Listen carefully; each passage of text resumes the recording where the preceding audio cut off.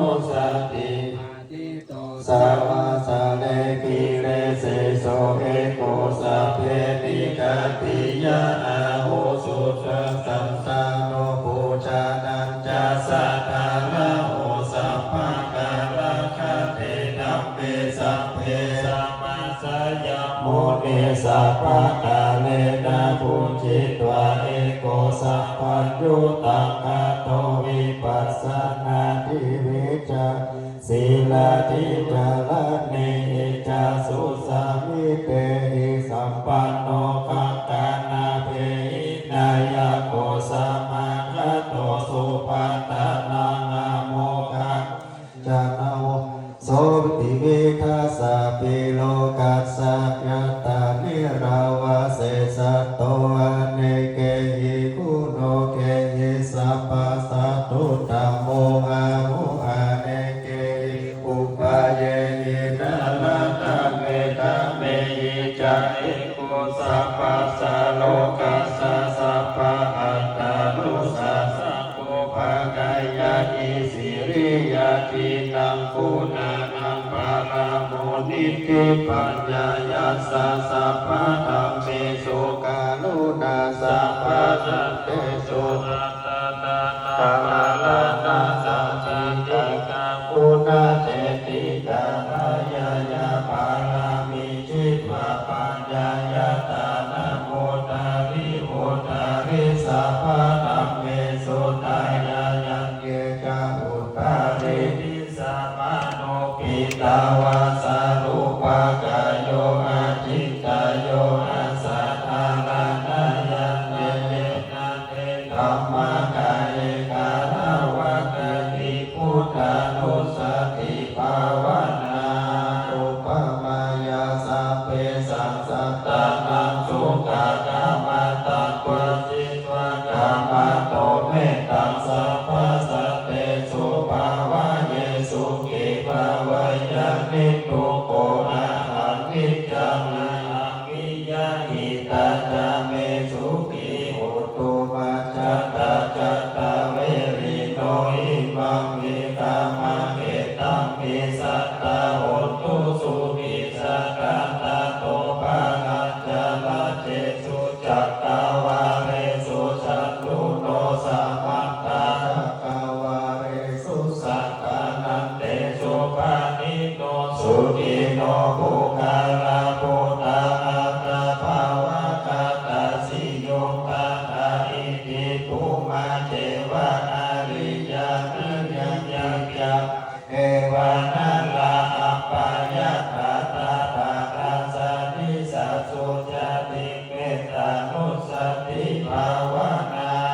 วิญญาณสุภานิปัสสะวิญญาณสุปังอิมังกายังอสุภะโตปัสสะอสุปังภาวะเนยติวันนาสัตตานาคันเนหิอาสยโยกาลตาโยตาตาปฏิกุณานิกายเตกุณาปานิทาวิโสรสัพพติตัมอาภิกุณาปะเจปุจจังกายังนิสตังอาตาโลหิอาสุจิตัสสะกายเมิกุณาเปจิตังมินาอิมิวากาโยยังอาสุจิมิสะโมทิโตอันโตสัสสุจิสัมปันโนปุณณวัจจะปุติวิยะอาสุจิสันตเตนิจังยะตาเมตตาต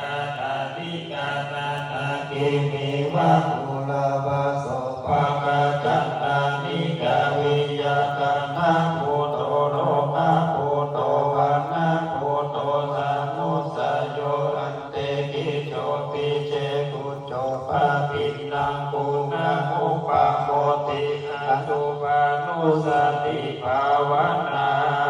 ปะวะกะปิปะตุลยาสานาสานุสันติยากายปะนุปะมายาสัพพะสัพพะวะเยมาลานาสันติมาสัพพติสัพพตายาสัสสัตตมัตตาอิทัตตาอาหังมาริสักขิมาลานังมาเหสันติอุปติยา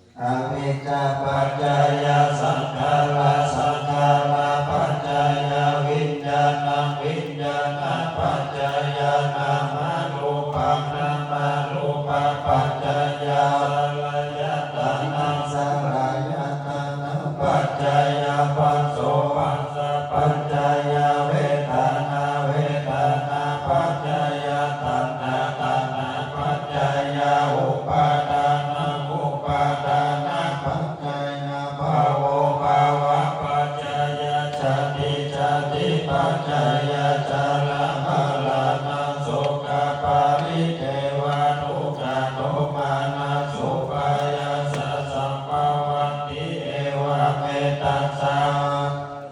ะทุกขขันธัสสะสมุทัยโยโหติอวิชชายะเตเววะอาเสสะวิราคะนิโรธาสังขารนิโรโธสังขารนิโรธาวิญญาณนิโรโธวิญญาณนิโรธานามารูปานิโรโธนามารูปานิโรธาสลายตานานิโรโธสลายตานานิโรธาปัสสะนิโรโธปัสสะนิโรธาเวทนานิโรโธเวทนานิโรธาตัณหานิโรโธตัณหานิโรธาอุปาทานานิโรโธอุปาทานานิโรธาภาวะนิโรโธภาวะนิโรธาจตินิโรโธจตินิโรธาสัลลามาลานังโสกา